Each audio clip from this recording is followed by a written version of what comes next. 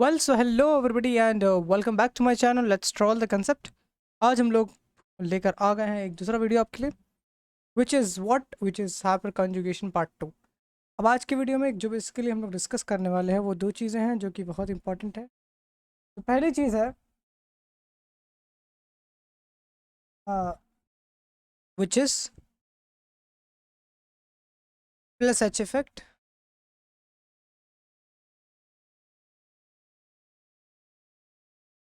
And minus H effect.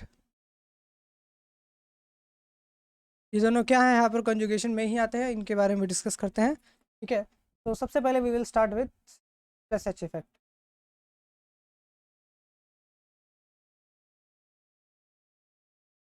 ठीक है, plus effect समझने से पहले एक छोटा सा डायग्राम मैं बना दे रहा हूँ बेंजीन का। एक एग्जांपल के थ्रू समझ में ज़्यादा बेटर आएगा।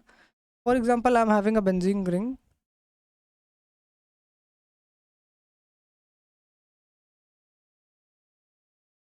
ध्यान से देखिएगा इस एग्जांपल को। हमारे पास एक बेंजीन रिंग है और क्या है हमारे पास, बेंजीन ये हो गया, और साथ में हमारे पास है CH3 ग्रुप।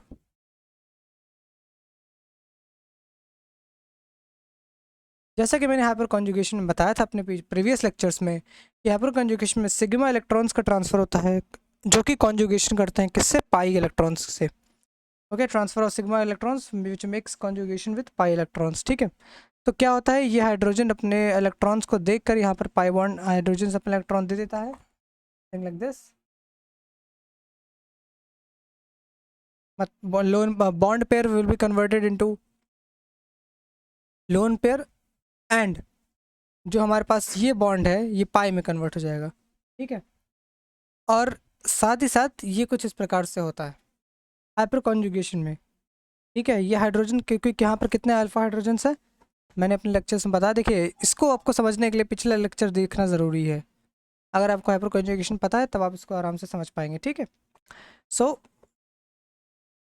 क्या होगा, अब ये हाइड्रोजन अपने इलेक्ट्रॉन्स डोनेट करेगा तो ये निकल जाएगा और फिर कि हमारे पास बेसिकली यहाँ मैं बना दे रहा हूँ, सी बचेगा, यहाँ एच होगा, यहाँ डबल बॉन्ड आ जाएगा, यहाँ एच होगा, और ये एच प्लस यहाँ ऊपर घूमता रहेगा। इसे नो बॉन्ड रेजोनेंस भी कहते हैं। ये सारी चीज़ें मैंने अपने पिछले लेक्चर में बता दी है। Since this pi electron came here, तो इस पर यहाँ पर आ जाएगा क्या, माइनस चार्ज। ठीक है, ये पहला इक्विवेलेंट स्ट्रक्चर। इसके बाद क्या होगा, इसके बाद अगेन कॉन्जुगेशन विल अकर। लेकिन एक चीज़ आपको मैं बता देता हूँ कि इस केस में भी जैसे कि रेजोनेंस में होता था कॉन्जुगेशन, आपको याद होगा, सिमिलर वे में यहाँ भी एक तरह से कॉन्जुगेशन ही होगा। जैसे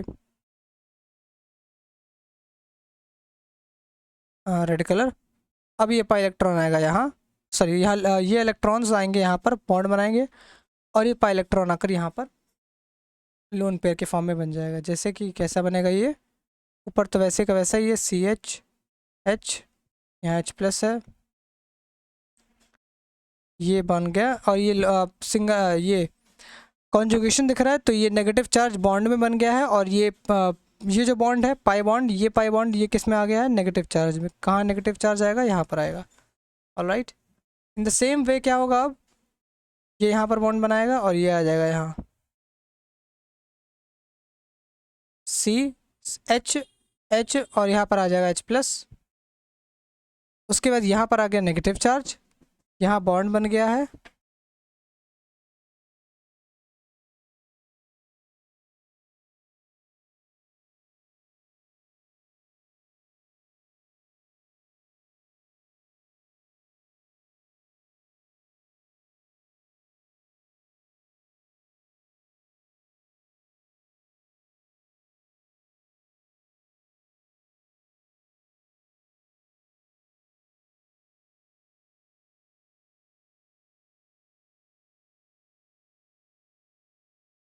sorry I just went for some work. तो कहाँ पर थे हम लोग, हाँ ठीक है। अब क्या होगा, अब सब वापस चीज़ ये यहाँ बॉन्ड बनाएगा, ये वापस अपने पास आ जाएगा। सो इसका हाइब्रिड स्ट्रक्चर कैसा बनेगा, let me make the hybrid structure कुछ इस प्रकार से होगा। ये आ गया, उसके बाद कहाँ कहाँ डबल बॉन्ड है, यहाँ डबल बॉन्ड है, यहाँ डबल बॉन्ड है, यहाँ डबल बॉन्ड है। ठीक है, एंड साथ ही साथ ये कार्बन है। अब आप देख सकते हैं कि तीनों हाइड्रोजन अपने सिग्मा इलेक्ट्रॉन्स का ट्रांसफर कर सकते हैं क्योंकि 3 अल्फा हाइड्रोजन है हाइपर कॉन्जुगेशन के थ्रू। तो ये सिंगल बॉन्ड के ब्रेक होने के चांसेस हैं, इसी वजह से को इस प्रकार से बनाता है। ये हाइपर कॉन्जुगेशन का हाइब्रिड है, रेजोनेंस का नहीं है, ये चीज़ ध्यान रखिएगा। और यहाँ पर भी डबल बॉन्ड आएगा। नेगेटिव नेगेटिव चार्ज कहाँ कहाँ आएगा? नेगेटिव चार्ज आएगा ऑर्थो एंड पैरा पोजिशन पर। सो प्लस एच इफेक्ट क्या होता है बेसिकली?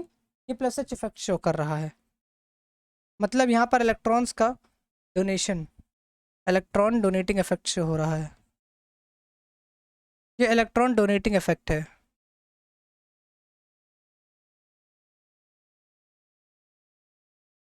ठीक है, ये क्या है? बेसिकली इलेक्ट्रॉन डोनेटिंग इफेक्ट है। और कहाँ कहाँ कौन कौन से पोजीशन पर, तो ये चीज़ जान जाइएगा। प्लस एच इफेक्ट क्या करता है? रिंग को एक्टिवेट कर देता है, एक्टिवेट रिंग्स। कहाँ कहाँ? एक्टिवेट रिंग्स का मतलब ये इलेक्ट्रॉन की डेंसिटी को बढ़ा देता है। और कहाँ कहाँ? ऑर्थो एंड पैरा पोजीशन पर। ठीक है, so ortho and para direct. Alright, ये प्लस एच का सीन है कि हाइपर कॉन्जुगेशन के थ्रू ये इलेक्ट्रॉन को डोनेट करता है। हाइपर कॉन्जुगेशन से ज़्यादा डोमिनेटिंग फैक्टर है रेजोनेंस, उससे कम डोमिनेटिंग फैक्टर, उससे कम फैक्टर है इंडक्टिव फैक्टर, और इन तीनों से सबसे ज़्यादा डोमिनेटिंग फैक्टर क्या होगा? एरोमेटिसिटी। ठीक है, इसी पर एक अच्छा क्वेश्चन बनता है। एक अच्छा सवाल इस पर बन सकता है कि मेरे पास अगर मान लीजिए कंपाउंड है, कंपाउंड बना देता हूँ, ये बेंजीन रिंग्स है,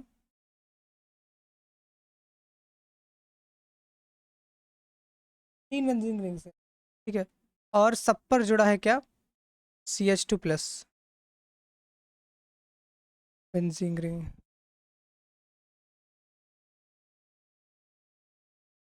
sorry, very sorry for this. यहाँ पर CH2+ है, यहाँ पर भी CH2+ है, और ये बेंजीन रिंग है, ये बेंजीन रिंग है। ठीक है, अब देखिएगा, यहाँ पर जुड़ा है CH3, यहाँ पर जुड़ा है CH2 CH3, यहाँ पर जुड़ा है CH3 CH3, और यहाँ पर जुड़ा है CH3 CH3। As I told already in previous lectures कि हाइपर कॉन्जुगेशन के लिए अल्फा हाइड्रोजन का होना बहुत ज़्यादा कंपलसरी है, वरना हाइपर कॉन्जुगेशन इफेक्ट शो नहीं होगा। So let us see in the first case, यहाँ पर कितना अल्फा हाइड्रोजन है? 3 अल्फा हाइड्रोजन है। In this case how many alpha hydrogen? 2 alpha hydrogen. इस केस में 1 अल्फा हाइड्रोजन, और इस केस में 0 अल्फा हाइड्रोजन, यानी कि इस केस में हाइपर कॉन्जुगेशन इफेक्ट शो ही नहीं होगा। ठीक है, अब देखिए खास बात क्या है, स्टेबिलिटी की बात करते हैं। तो एज वी कैन सी कि सबसे ज़्यादा स्टेबल कौन होगा? ये होगा, क्योंकि hyper conjugation sorry stability is directly proportional to number of hyperconjugating structures which is directly proportional to number of alpha hydrogens। तो अल्फा हाइड्रोजन जहाँ ज़्यादा होगा स्टेबिलिटी इसकी बढ़ेगी। ऑलराइट, एक बात खास बात है कि ये प्लस आई भी शो करेगा, ये प्लस आई शो करेगा, ये भी प्लस आई शो करेगा, ये तो दो दो CH3 है, यहाँ भी प्लस आई शो करेगा, और ये भी प्लस आई शो करेगा। तो इंडक्टिव इफेक्ट के अनुसार क्या क्या मैंने कहा, इंडक्टिव ग्रुप के अनुसार, इंडक्टिव इफेक्ट के अनुसार ये वाले ग्रुप्स बहुत ज़्यादा इंडक्टिव इफेक्ट हाई पावर से इलेक्ट्रॉन्स को डोनेट करेंगे, क्योंकि 3 CH3 ग्रुप्स हैं। But as I told you कि हमारा जो डोमिनेटिंग फैक्टर है वो हाइपर कॉन्जुगेशन है। ठीक है, तो इस वजह से हम लोग इंडक्टिव इफेक्ट को कंसिडर नहीं करेंगे, क्योंकि यहाँ पर हाइपर कॉन्जुगेशन हो रहा है। ठीक है, in this case hyper conjugation effect is dominating inductive effect. Clear? Alright, now let's come to another case. एक और सवाल अगर अच्छा बनता है इस पर।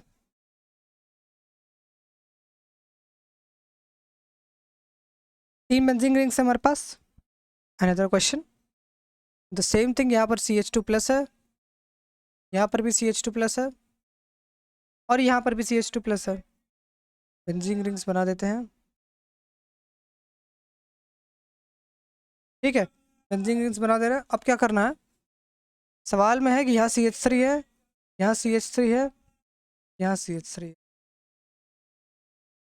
And you have to tell the stability. अब बताइए, अब अच्छा सवाल है। ठीक है, इस केस में कितने अल्फा हाइड्रोजन है? 3 अल्फा हाइड्रोजन है। इस केस में कितने हैं? 3 अल्फा हाइड्रोजन है। इस केस में 3 अल्फा हाइड्रोजन, यानी कि अल्फा हाइड्रोजन तीनों में 3 3 है। तो अब कौन सा फैक्टर आएगा? हाइपर कॉन्जुगेशन तीनों में शो हो रहा है, तीनों में बराबर हाइपर कॉन्जुगेशन फैक्टर है, तब आएगा हमारा अगला effect which is what? Inductive effect. अपन वो देखेंगे। As we know that CH3 group will show what? CH3 will go show plus I, plus I, plus I. Again खास बात कि इंडक्टिव इफेक्ट इज, मैंने अपने इंडक्टिव इफेक्ट की video में ये चीज़ समझा हुआ, अगर आपने नहीं देखा तो आप देख सकते हैं, फिर कहीं से भी पढ़ सकते हैं कि inductive effect is distance dependent.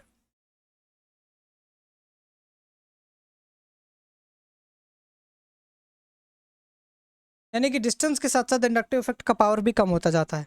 CH3 plus I group plus I effect show कर रहा है, यानी कि इलेक्ट्रॉन डोनेटिंग ग्रुप शो कर रहा है। ठीक है, तो इस केस में ये इलेक्ट्रॉन डोनेट करेगा, ऑर्थो पोजीशन पर है। इस केस में मेटा पोजीशन पर है, थोड़ा दूर है, और इस केस में पैरा पोजीशन पर है। तो क्या लगता है? So stability will be actually 1 सबसे पहले, उसके बाद 3, उसके बाद 2। क्योंकि जब इसका रेजोनेंस होगा, ठीक है, जब आप इसका रेजोनेटिंग स्ट्रक्चर्स बनाएंगे, so as I told you कि जो हमारा कार्बोकैटायन है, या फिर जो हमारा रेजोनेंस इस केस में बनेगा, रेजोनेटिंग स्ट्रक्चर्स, ठीक है, वो basically ortho and para position पर ज़्यादा होंगे, मेटा पोजिशन पर नहीं होंगे, है ना? तो इसी वजह से सबसे ज़्यादा स्टेबिलिटी फर्स्ट की, फिर थर्ड की, फिर सेकेंड की। ठीक है, ऑल राइट। तो as I told you कि hyper conjugation effect observed at ortho and para position of benzene molecule, ठीक है, not at meta position। तो ये तो बात हो गई किसकी? प्लस H की, है ना? अब बात करते हैं माइनस H की इफेक्ट की।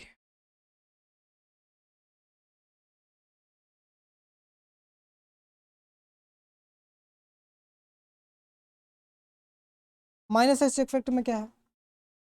तो माइनस H इफेक्ट को हम लोग रिवर्स हाइपर कॉन्जुगेशन भी बोलते हैं। माइनस H इफेक्ट को हम लोग रिवर्स हाइपर कॉन्जुगेशन भी बोलते हैं।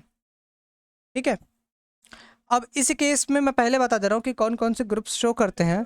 तो रिमेंबर दैट हमारे पास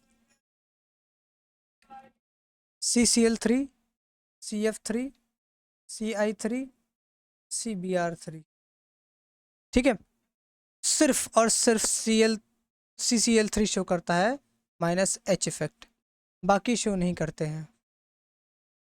ठीक है, और कोई कंपाउंड आपको मिलेगा CCl3 ज़्यादातर केसेस में आपको मिलेंगे, ठीक है, जो माइनस H इफेक्ट शो करता है। So basically as we know that halogen के पास इंडक्टिव इफेक्ट से इलेक्ट्रॉन को अट्रैक्ट करने की पावर ज़्यादा है। माइनस H भी कुछ ऐसा ही है। माइनस H इफेक्ट को मतलब क्या होगा? बेसिकली इसका मतलब इलेक्ट्रॉन विथड्रॉइंग इफेक्ट।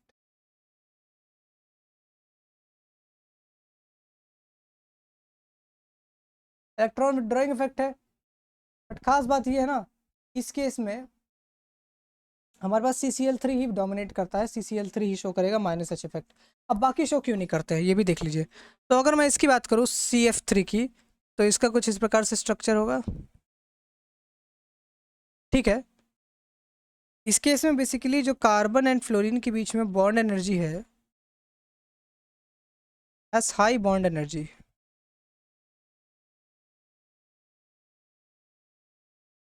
ठीक है, बहुत ज़्यादा है, वेरी हाई। कार्बन और फ्लोरीन के बीच में बहुत ज़्यादा हाई बॉन्ड एनर्जी है, जिसकी वजह से बॉन्ड का तोड़ना काफ़ी मुश्किल हो जाएगा। इसी वजह से ये हमारा हाइपर कॉन्जुगेशन इफेक्ट शो नहीं करेगा। Okay, and in this both cases CBr3CI और CBr में क्या दिक्कत है?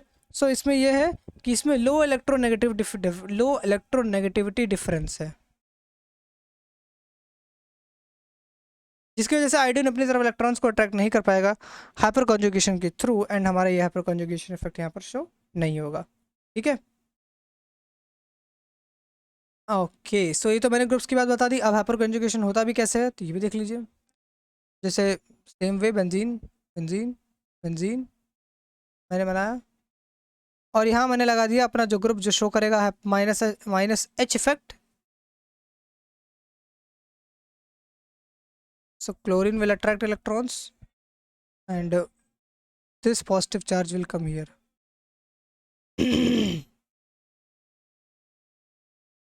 ठीक है. इक्विवेलेंट स्ट्रक्चर्स कैसे बनेंगे? यहाँ सी, यहाँ सी एल, यहाँ सी एल, यहाँ हमारा डबल बॉन्ड, और यहाँ सी एल माइनस यहाँ ऊपर घूम रहा है. यहाँ आया पॉजिटिव चार्ज यहाँ. अब कॉन्जुगेशन के थ्रू आप देख सकते हैं कि वही चीज़ होगी जैसे उसमें हुआ था. यहाँ डबल बॉन्ड है, सी सी एल, यहाँ सी एल, यहाँ C L plus, and then again वही हम वापस क्या मिलेगा हमारे पास? अभी नहीं हुआ है. कैसे बनाए? खराब बना दी. जल्दबाजी के चक्कर में डायग्राम्स अच्छे नहीं बने, बहुत बेकार. Double bond C C L C L minus, और यह प्लस नहीं होगा यहाँ.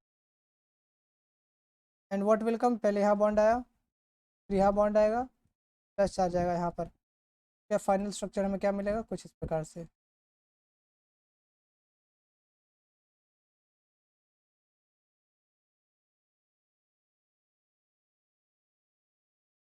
अब अगर मैं इसका हाइपर कॉन्जुगेटिंग हाइब्रिड बनाता हूँ, ठीक है, तो व्हाट विल बी दैट?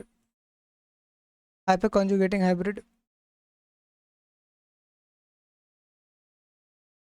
ये बनाया बेंजीन रिंग. ठीक है,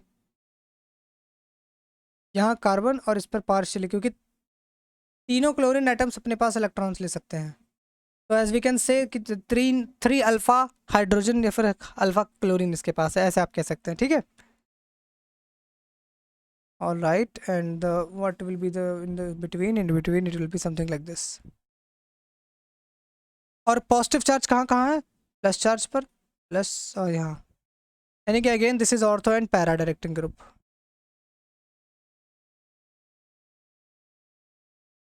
खास बात ये है ना कि ये रिंग को डीएक्टिवेट करेगा. इट एक्चुअली डीएक्टिवेट्स रिंग, मतलब इलेक्ट्रॉन डेंसिटी को ये कम करता जाएगा. एंड स्पेशली कहाँ कहाँ कम करेगा? ऑर्थो एंड पैरा पर. तो ये कौन सा इफेक्ट शो कर रहा है? Minus H effect. ठीक है, इतना क्लियर हो गया. मेटा पर नहीं है, कोई इफेक्ट शो नहीं कर रहा है.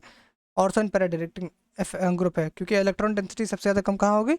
ऑर्थो एंड पैरा पर. क्लियर. अब इसी से रिलेटेड कुछ सवाल देख लेते हैं.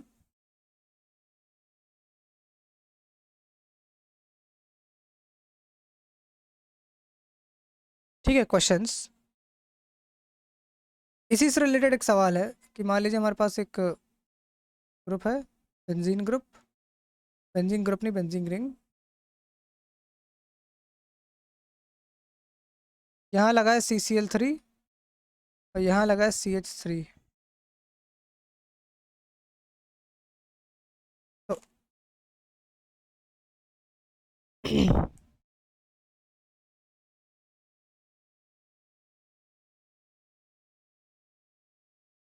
हमारे पास ये ग्रुप लगा हुआ है. ठीक है, अब इस केस में चार ग्रुप बना देते हैं.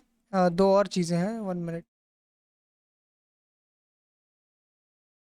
दो और कंपाउंड्स हैं.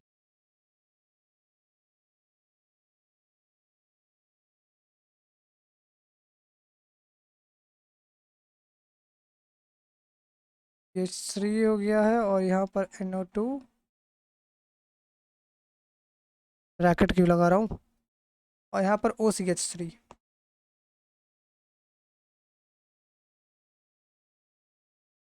ठीक है, तो अगर इन चारों केसेस में बात करें तो ये कौन सा इफेक्ट शो करेगा? माइनस एच इफेक्ट शो करेगा. ठीक है, ये कौन सा इफेक्ट शो करेगा? प्लस एच शो करेगा, प्लस आई शो करेगा. डोमिनेटिंग कौन सा होगा? डोमिनेटिंग होगा हमारा प्लस एच. ठीक है, in the same way NO2 क्या करता है? माइनस एम करेगा, और यहाँ क्या करेगा? प्लस एम इफेक्ट शो करेगा. ये सवाल एक्चुअली मैंने क्यों दिया है? तो ये समझाने के लिए कि मान लीजिए अगर कोई कंपाउंड मैं ऊपर दे दे रहा हूँ, ऊपर मैं लगा दे रहा हूँ कोई कार्बोकैटायन, मान लीजिए यहाँ पर कोई C+ लगा दे रहा हूँ, CH2+ लगा दे रहा हूँ, ये ऊपर की तरफ ये ऐसे. ठीक है, ऑलराइट. तो इस केसेस में स्टेबिलिटी किसकी ज़्यादा होती जाएगी? सो CH2+ कार्बोकैटायन है, तो पॉजिटिव चार्ज इसमें पॉजिटिव चार्ज हटाना है. प्लस m सबसे ज़्यादा है क्योंकि रेजोनेंस का फैक्टर सबसे ज़्यादा होगा, ठीक है, तो फोर्थ को सबसे पहले रखेंगे। उसके बाद प्लस h, क्योंकि प्लस h से इलेक्ट्रॉन डोनेट कर रहा है हाइपर कॉन्जुगेशन के थ्रू, इसी वजह से सेकंड अगले नंबर पर आएगा, देन फर्स्ट आएगा, देन थर्ड। क्यों? क्योंकि माइनस h क्या करेंगे, इलेक्ट्रॉन को विदड्रॉ कर रहे हैं, ये भी इलेक्ट्रॉन को विदड्रॉ कर रहा है, मतलब पॉजिटिव चार्ज बढ़ा रहा है, ठीक है। तो माइनस एम और माइनस एच में कौन ज़्यादा पावरफुली विदड्रॉ करेगा? डेफिनेटली माइनस एम, क्योंकि रेजोनेंस के थ्रू हो रहा है, और जिसकी वजह से ज़्यादा डीस्टेबिलिटी बढ़ती जाएगी, यानी कि कंपाउंड बहुत ज़्यादा अनस्टेबल होता जाएगा, ठीक है। तो इस वजह से सबसे ज़्यादा कम स्टेबल कौन होगा? थर्ड। उसके बाद उसके ज़्यादा फर्स्ट, उसके ज़्यादा सेकंड, एंड सबसे ज़्यादा फोर्थ, क्योंकि प्लस एम इफेक्ट से ये इलेक्ट्रॉन्स डोनेट कर सकता है, ठीक है। ये चीज़ें हो गई। हाँ, अब कुछ चीज़ें हैं जो कि और भी इम्पोर्टेंट है, इस पर भी सवाल पूछे जाते हैं जो कि आपको जाननी चाहिए, which is what, let me write the heading.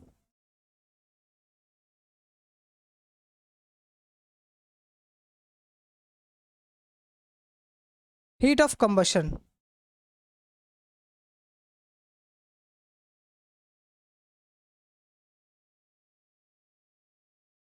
विनो कि किसी भी कार्बन के कंपाउंड को बर्न करेंगे या फिर बर्न करते हैं, ठीक है, या फिर हीट देते हैं, हीट करते हैं उसको, तो फिर क्या होता है, कार्बन डाइऑक्साइड गैस रिलीज होती है with lot of amount of energy, with some amount of energy, ठीक है।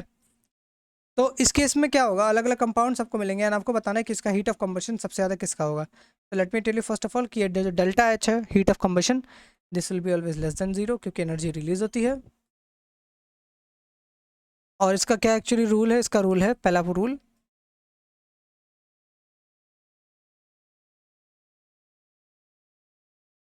heat of combustion is directly proportional to number of carbon atoms.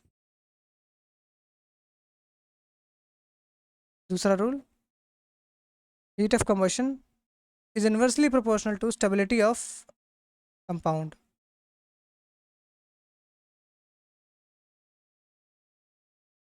और ये तब होगा जब if number of carbon atoms are equal.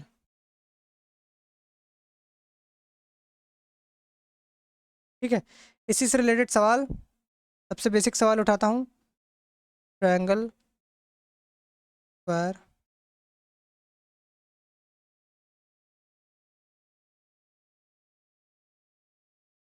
इसका हीट ऑफ कंबशन सबसे ज़्यादा होगा जिसके पास सबसे ज़्यादा कार्बन होंगे। तो सबसे इजी केस इसलिए उठाया हूँ, तो सबसे ज़्यादा कार्बन इसमें है, तो इस वजह से इसका हीट ऑफ कंबशन सबसे ज़्यादा, इसका हीट ऑफ कंबशन सबसे ज़्यादा, सबसे कम प्रोपीन, साइक्लोप्रोपीन का, ठीक है, प्रोपेन सॉरी।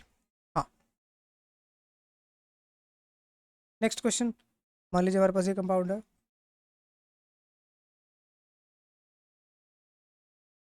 ये पहला, ये दूसरा। इस केस में किसका हीट ऑफ कंबशन ज़्यादा होगा?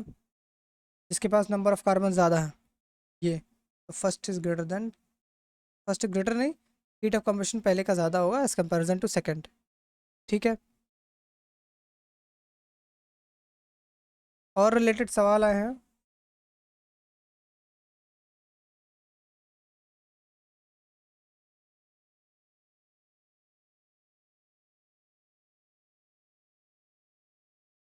ठीक है, जैसे ये सवाल हमारे पास है, अब इसमें कार्बन कितने हैं, 1 2 3 4 5 कार्बन है, इसमें कार्बन कितने हैं, इसमें भी 5 कार्बन है ना। अब किससे हम लोग देखेंगे कि स्टेबिलिटी किसकी ज़्यादा है। So as you can see here in this compound, यहाँ पर क्या हो जाएगा, रेजोनेंस हो जाएगा, है ना, ये रेजोनेंस स्टेबलाइज्ड है, यानी कि इसकी stability as comparison to first ज़्यादा होगी।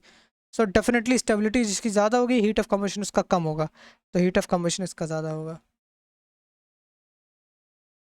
बट अगर स्टेबिलिटी की बात करें,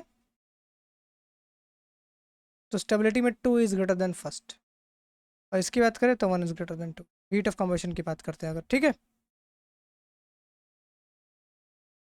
इन द सेम वे, अगर एक बहुत नॉर्मल एग्जांपल, ये कंपाउंड आपने देखा ही होगा कहीं ना कहीं, क्या है, ये सिस ब्यूटीन है, ब्यूटोइन,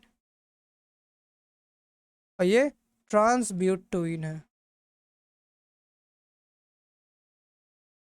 ज़्यादा स्टेबल कौन होगा, अगर स्टेबिलिटी की बात करें, अगर स्टेबिलिटी की बात करें सो पिछले लेक्चर्स में मैंने अपने बताया हुआ है आपको ऑलरेडी कि ट्रांस ज़्यादा स्टेबल होता है एज कंपेरिजन टू सिस। लेकिन हीट ऑफ कंबशन किसका होगा, इन्वर्सली प्रोपोर्शनल टू स्टेबिलिटी है, तो पहले का हीट ऑफ कंबशन ज़्यादा होगा एज कंपेरिजन टू सेकंड। ठीक है, ये बात होगी किसकी, हीट ऑफ कंबशन की। ऑलराइट, कुछ और चीज़ें देख लेते हैं, जैसे एक और है हीट ऑफ कंबशन हो गया, एक और है हीट ऑफ हाइड्रोजनेशन।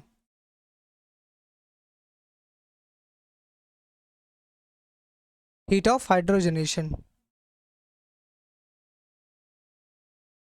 ये क्या है,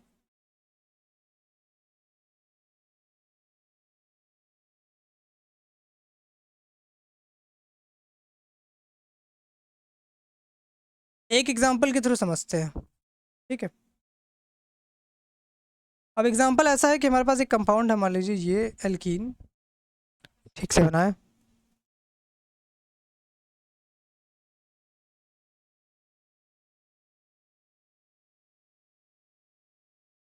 ये हमारे पास एक कंपाउंड एल्कीन, इसको मैंने रिएक्ट किया किससे, H2, ठीक है, इस और platinum in the presence of निकल या फिर पैलेडियम। ठीक है, ये रिएक्शन आपको आगे चलकर हाइड्रोकार्बन्स में आप लोग पढ़ेंगे या फिर मैं पढ़ाऊंगा खुद ही, बट अभी के लिए मैं बताता रहा हूँ कि दीज आर और रिडक्शन, दीज आर रिडक्शन रिएक्शंस।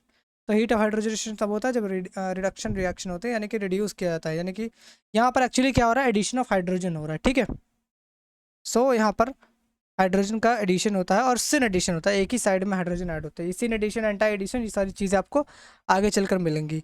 यहाँ पर 1 पाई बॉन्ड है जो कि वीक बॉन्ड है ना, अनसैचुरेटेड है, और यहाँ से कंपाउंड जो बनता है वो इधर कुछ ऐसा बनता है। कहाँ कहाँ हाइड्रोजन लगता है, यहाँ हाइड्रोजन लग जाता है और यहाँ हाइड्रोजन लगता है। ठीक है, एक सिग्मा, दो सिग्मा, यहाँ पर कितने सिग्मा है, दो सिग्मा। पहले कितने थे, 1 पाई थे, उसके बाद फॉर्मेशन कितने सिग्मा का, 2 सिग्मा का फॉर्मेशन हो जो कि स्ट्रांग है। खास बात ये है ना कि यहाँ पर 2 सिग्मा का फॉर्मेशन हो रहा है। ठीक है, स्ट्रॉन्ग बॉन्ड का फॉर्मेशन हो जिसकी वजह से हीट एनर्जी रिलीज हो रही है।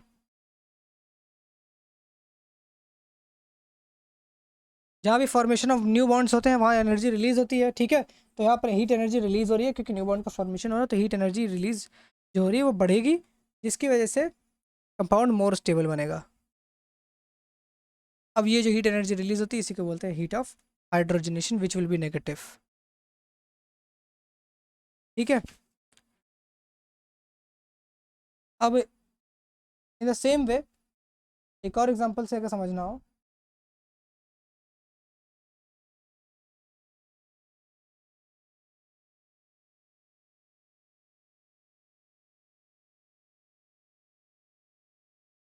ठीक है, अगर इसकी बात करें तो इसमें भी सेम चीज़ होंगी, H H H, 4 sigma bond formation हो रहा है, यानी कि एनर्जी रिलीज होगी, यानी कि यहाँ भी हीट ऑफ हाइड्रोजनेशन ज़्यादा होगा। ठीक है, बट सिंस यहाँ सिग्मा बॉन्ड का फॉर्मेशन ज़्यादा होगा, अगर मैं इसको डेल्टा H2 नाम दे दे रहा हूँ, उसको डेल्टा H1 नाम दे दे रहा हूँ, तो delta H2 will be greater than delta H1। ठीक है, so you need to, so what actually amount of heat energy released when 1 mole of unsaturated, amount of heat released when 1 mole of unsaturated hydrocarbon completely hydrogenated into saturated hydrocarbon, ये होता है हमारा क्या, heat of hydrogenation। so I can write down कि amount of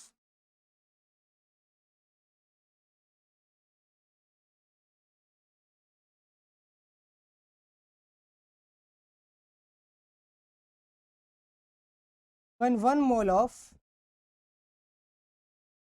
unsaturated hydrocarbon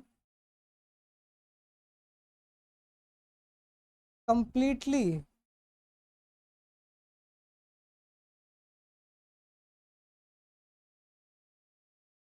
hydrogenated, यानी कि addition of hydrogen to saturated hydrocarbon, इस energy को क्या बोलते हैं, तो क्या बोलते हैं हीट ऑफ हाइड्रोजनेशन, HOH। ठीक है, अब इसके भी कुछ की पॉइंट्स आपको ध्यान में रखने होंगे। की पॉइंट्स हैं,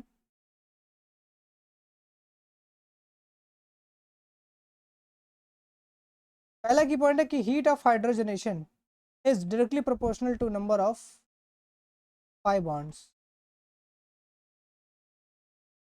अब पाई बॉन्ड्स जब आप कंसिडर करेंगे ध्यान रखिएगा कि एक्सेप्ट एरोमेटिक,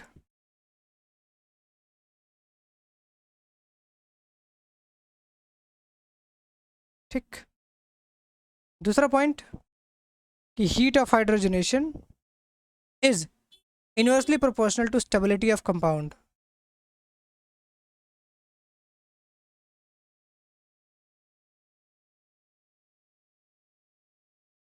और ये तब होगा जब अगर दो कंपाउंड्स के बीच में पाई बॉन्ड्स इक्वल होंगे।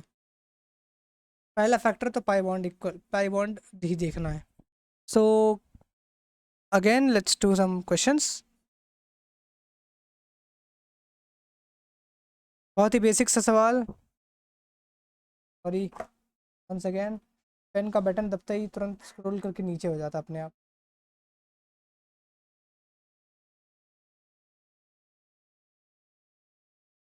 तो एज यू कैन सी कि अगर मैं इसका नाम दे रहा हूँ 1 2 3, तो सबसे ज़्यादा पाई बॉन्ड किस में, 3 पर है।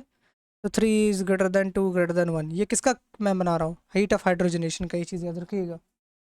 This is the case of heat of hydrogenation.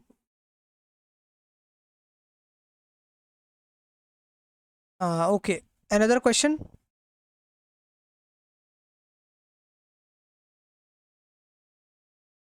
I am having this compound, कुछ ऐसे, फिर एक कंपाउंड,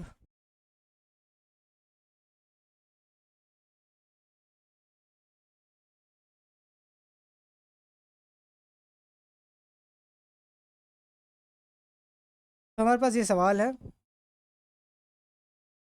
कितने पाई बॉन्ड है इसमें, 1 2 3, 3 पाई बॉन्ड है, इसमें 2 पाई बॉन्ड है, इसमें 1 पाई बॉन्ड है। तो डेफिनेटली हीट ऑफ हाइड्रोजनेशन सबसे ज़्यादा पहले का, उसके बाद दूसरा, उसके बाद तीसरा। ठीक है, अगर मैं सिसो ट्रांस की बात कर लेता हूँ, ब्यूट टू इन की, बहुत जनरल एग्जांपल। तो as you can see number of pi bonds दोनों में इक्वल है, 1 पाई है, 1 पाई है, लेकिन ये ज़्यादा स्टेबल है, मोर स्टेबल, इसी वजह से इसका हीट ऑफ हाइड्रोजनेशन कम होगा। तो हीट ऑफ हाइड्रोजनेशन सिस का ज़्यादा होगा एज कंपेरिजन टू ट्रांस। ठीक है, ऑल राइट। अगेन एक और सवाल,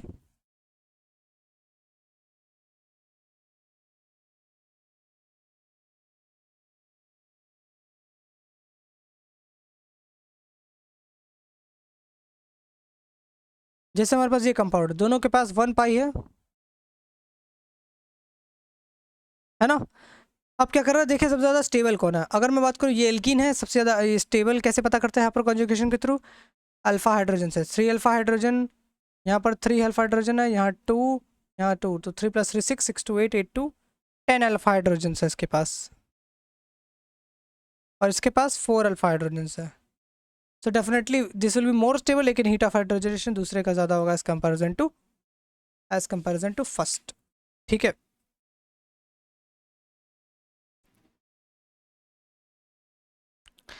इन द सेम वे अगर मैं एक और एग्जांपल लेता हूँ,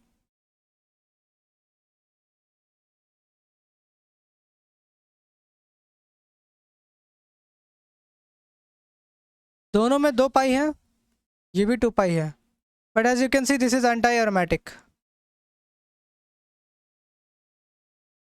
अब एंटी एरोमेटिक है तो ये सबसे ज़्यादा अनस्टेबल होगा, अनस्टेबल सब हुआ तो यानी कि इनवर्सली प्रोपोर्शनल है, तो हीट ऑफ हाइड्रोजनेशन इसका ज़्यादा होगा, है ना।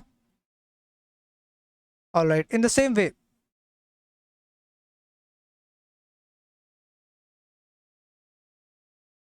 अगर मैं एक कंपाउंड लेता हूँ कुछ इस प्रकार से,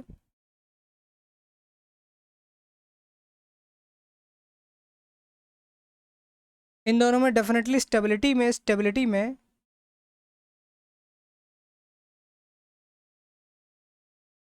का ऑर्डर होगा 2 इज ग्रेटर देन 1, लेकिन हीट ऑफ हाइड्रोजनेशन जो होगा इट विल बी 1 का ज़्यादा होगा, क्योंकि heat of hydrogenation is inversely proportional to stability of compound, है ना, क्लियर। अब कुछ और चीज़ें जो मैं आपको एंड में बता देता हूँ यहाँ पर, इसको मिटाकर, मतलब एंड में नहीं, भी और भी चीज़ें हैं, क्लास ख़त्म नहीं हुई है, डोंट वरी। वो ये है कि मान लीजिए हमारे पास एक बेंजीन रिंग है, ठीक है,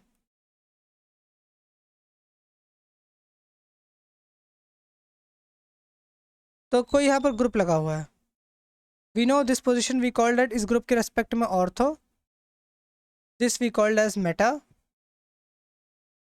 and this we call as para.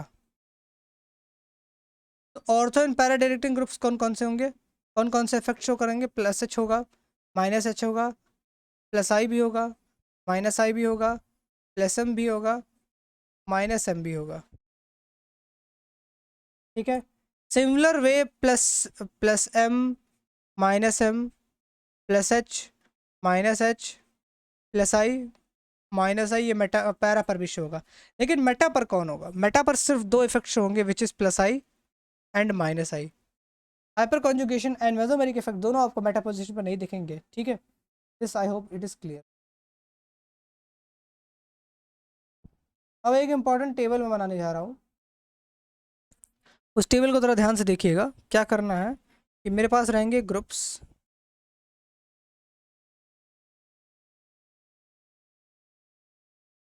And मुझे देखना है कि कौन कौन से ग्रुप्स कौन कौन से इफेक्ट शो करेंगे, क्या वो करेंगे नहीं करेंगे, है ना। Plus M, minus M, plus H, plus I, minus I show करते हैं कि नहीं करते हैं। तो नंबर ऑफ ग्रुप्स मैंने लिखे हुए हैं, उन चीज़ों को मैं नोट करवा देता हूँ ताकि एक तरह से आइडिया हो जाए, क्लियर हो जाए आपको। ऑल राइट, तो सबसे पहले CH3 OH, OCH3 NH2, OC double bond O,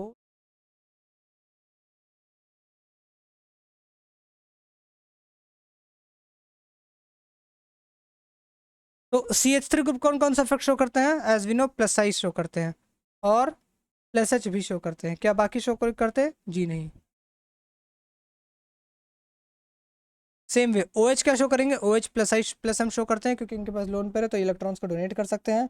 minus M show नहीं करते हैं, plus H M minus H नहीं शो करते हैं, प्लस आई शो नहीं करेंगे, ओ इलेक्ट्रोनेगेटिव तो माइनस आई इफेक्ट शो कर सकते हैं। OCH3 का भी यही सीन है, सिर्फ प्लस एम, बाकी कोई और शो नहीं करेंगे, और माइनस आई क्योंकि वो मोर इलेक्ट्रोनेगेटिव है। NH2 भी प्लस एम इफेक्ट शो करते हैं, बाकी और कोई इफेक्ट शो नहीं करेगा, माइनस आई भी शो करेगा। O C double bond OCH3, ये ग्रुप भी प्लस एम शो करेंगे और कोई इफेक्ट शो नहीं करेंगे, बट हाँ माइनस आई इफेक्ट भी शो करेंगे, ठीक है। तो ये सारे ग्रुप्स की बात होगी, अब मैं इसको मिटा देता हूँ।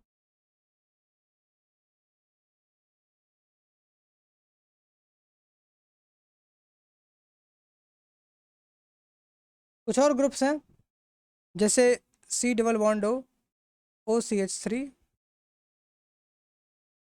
CCl3, NO2, NO, C triple bond N, ये सारे ग्रुप्स की बात करते हैं। तो C डबल बॉन्ड OCH3 जो है, ये प्लस एम शो होना करके माइनस एम शो करेगा, ठीक है, एंड साथ ही साथ हाइपर कॉन्जुगेशन इफेक्ट शो होना करके ये माइनस आई इफेक्ट शो करेंगे, ठीक है। CCl3 की बात करते हैं, CCl3 क्या plus M minus M show करेगा, जी नहीं। प्लस एच नहीं, माइनस एच जी हाँ मैंने बताया था, प्लस आई नहीं, माइनस आई जी हाँ माइनस आई शो करेगा, क्योंकि क्लोरीन जो है electron minus I effect show करते हैं, ठीक है। अब NO2 की बात करते हैं। NO2 क्या है, इलेक्ट्रॉन विड्रॉइंग ग्रुप है, माइनस एम के थ्रू विड्रॉ करेगा, प्लस आई माइनस आई नहीं शो करेगा, प्लस एच माइनस एच नहीं शो करेगा, प्लस आई भी शो नहीं करेगा, सीधा माइनस आई शो करेगा, ठीक है। In the same way C triple bond NO, NO की अगर बात करते हैं तो जैसे कि मैंने अपने रेजोनेंस वीडियो में बताया था कि प्लस एम और माइनस एम दोनों शो करेगा, एंड अलॉन्ग विथ इसके साथ माइनस आई भी शो करेगा। ये मैंने रेजोनेंस की वीडियो में बताया था NO ग्रुप के बारे में। ये कार्बन नाइट्रोजन मोर इलेक्ट्रोनेगेटिव है, तो ये प्लस एम नहीं शो करेगा, ये माइनस m शो करेगा और साथ ही साथ ये माइनस i भी शो करेगा। ठीक है,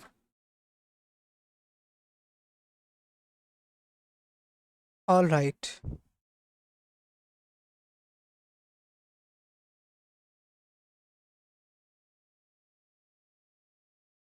कुछ और कंपाउंड्स देख लेते हैं। जैसे हमारे पास एक कंपाउंड है carboxylic acid, then I am having alcohols,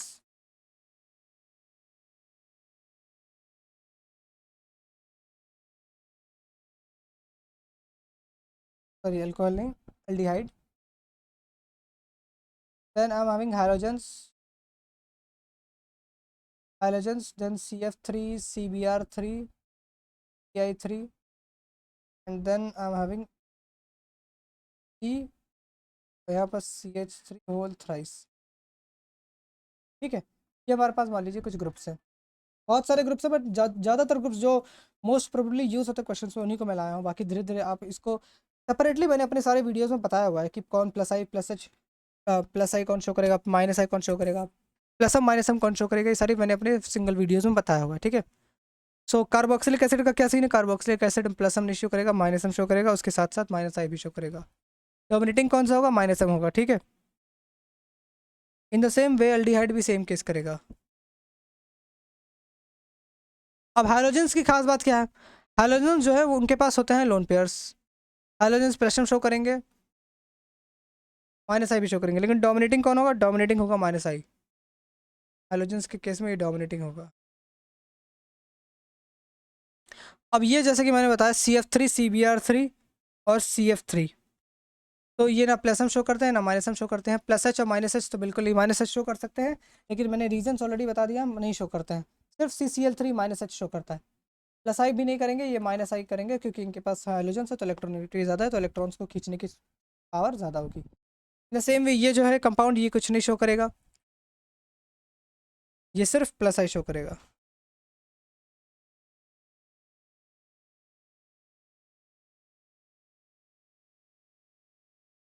all right, और भी देख लेते हैं एग्जाम्पल्स।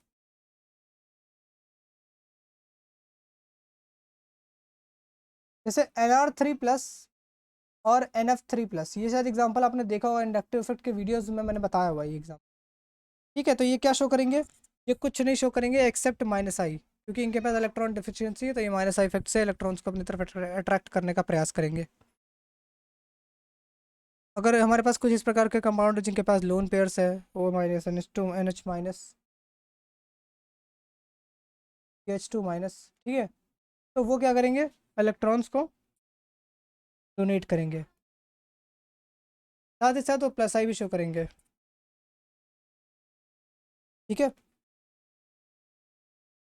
ऑलराइट, जैसे अगर ये कंपाउंड है,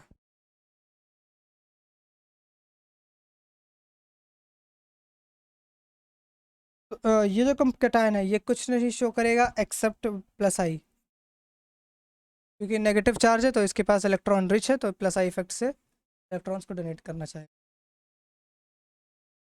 similarly N triple bond C will show no effect, it will show only minus I, because nitrogen is more electron negative, तो नाइट्रोजन अपनी तरफ अट्रैक्ट करने का प्रयास करेगा। ठीक है, तो ये हो गया ग्रुप्स की बात।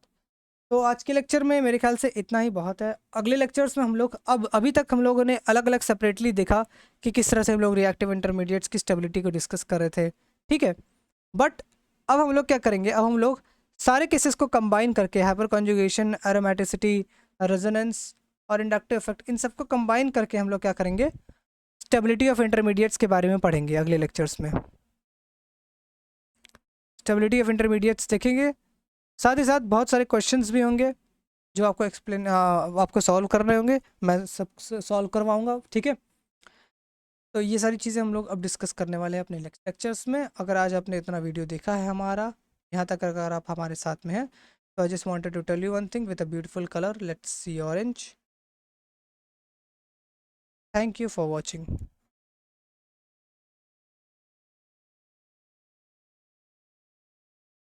Have a good day and bye bye.